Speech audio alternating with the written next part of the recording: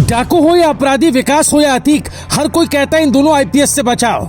जब भी कोई यूपी को छेड़ता है, सीधे सीएम सर का कॉल इन दोनों आईपीएस के पास पहुंचता है। एक है सिंघम, दूसरा है पुलिस विभाग का चाणक्य। आधी रात को करते हैं सीएम को फोन। राजू पाल की मौत के बाद 3 किरदार ऐसे जिनकी नींद उड़ गई है। आधी रात में योगी फोन लगाकर हुक्म सुनाते हैं कि मुझे नतीजे चाहिए। दूसरी तरफ आरोपी है जो अपनी अंतिम सांस गिन रहे हैं। तीसरी तरफ है ये 2 आईपीएस जिनको योगी ने सौंपी है सबसे बड़े ऑपरेशन की सबसे बड़ी जिम्मेदारी। इधर सदन में मिट्टी में मिला दूंगा का ऐलान हुआ, उधर प्रयागराज की धरती पर ऑपरेशन मिट्टी में मिलाओ का आगाज हुआ। सिर्फ कुछ घंटे के बाद पहला नतीजा भी आया। अतीक अहमद के बेटे का ड्राइवर एनकाउंटर में ढेर हो गया। पर सवाल उठता है, हजारों आईपीएस अधिकारियों की भीड़ में से इन दोनों में ऐसा क्या है कि योगी आंख बंद करके भरोसा करते हैं। हमारे सूत्र कहते हैं प्रयागराज का जवाब इतना बड़ा मिलने वाला है कि ये घटना भी इतिहास में अमर होने वाली है। वहाँ कभी भी कुछ बड़ा हो सकता है। योगी की पहली पसंद है अमिताभ यश। मैदान पर खुद ऑपरेशन को लीड करने वाले अमिताभ यश की कहानी फिल्मी है। यूपी को सुरक्षित रखने के लिए परिवार को दांव पर लगाने वाले ऑफिसर्स की पूरी कहानी सुनकर आप कहेंगे ये है यूपी के असली शेर। अमिताभ यश को ही ऑपरेशन विकास दुबे की कमान सौंपी गई थी। सिर्फ 96 घंटे में ही नतीजा आ गया था। प्रयागराज की घटना के बाद सीएम योगी ने अमिताभ यश को फिर जिम्मेदारी सौंपी। पर आपको जानना होगा अमिताभ यश में ऐसा क्या है जिससे वो योगी की पहली पसंद बन गए। वो कहानी जो कई लोग नहीं जानते। साल 2008 में कुछ बहुत बड़ा हुआ था। यूपी में विकास दुबे, अतीक अहमद जैसे माफियाओं से पहले डाकुओं का राज था। ददुआ नाम का एक डाकू ऐसा था जिसको पुलिस कभी नहीं पकड़ पाती थी। एसटीएफ भी कई बार फेल हो गई। उसी वक्त यूपी में डीजीपी विक्रम सिंह बने।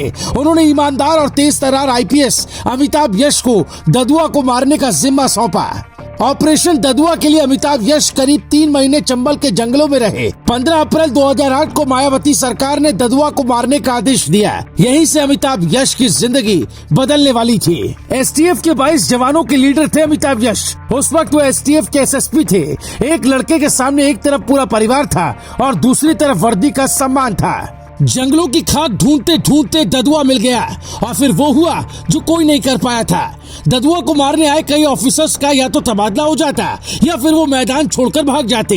विधायक सांसद नोटों से भरा बैग पहुंचाते। वो जंगलों का जानकार था और लोकल सपोर्ट भी था। फिर भी केमिस्ट्री की पढ़ाई में मास्टर अमिताभ यश ने जाल बिछाया और ददुआ को 22 जुलाई 2008 को मार गिराया। डीजीपी विक्रम सिंह खुद हेलीकॉप्टर से पहुंचे। आज ददुआ का एनकाउंटर करने वाला ऑफिसर ही अतीक के गुर्गों और उसके बेटों के खिलाफ खड़ा है। अमिताभ यश का करियर ट्रैक ऐसा रहा है कि कोई भी अपराधी या माफिया पंगा नहीं लेना चाहता। जिस ऑफिसर ने ददुआ जैसे शातिर डाकू को निपटा दिया, उसके सामने राजू पाल के आरोपियों की फाइल बहुत देर तक नहीं टिकने वाली है। वो कहीं भी हो, यमराज से उन्हें कोई बचा नहीं पाएगा। योगी को पूरा भरोसा है ऐसे अफसर पर जो सिर पर कफन बांध कर चलते। वो खुद की मौत से नहीं डरते, इसीलिए एनकाउंटर में अपराधी मारे जाते। अमिताभ यश के फोन पर सीएम योगी का फोन डायरेक्ट आता है। वो इतने ताकतवर हैं कि खुद भी सीएम को फोन मिला देते।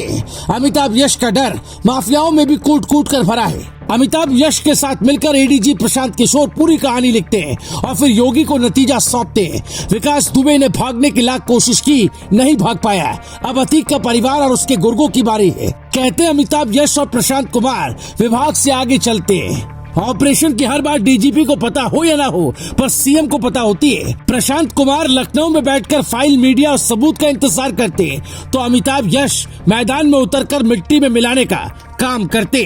Bureau report, global Bharat TV.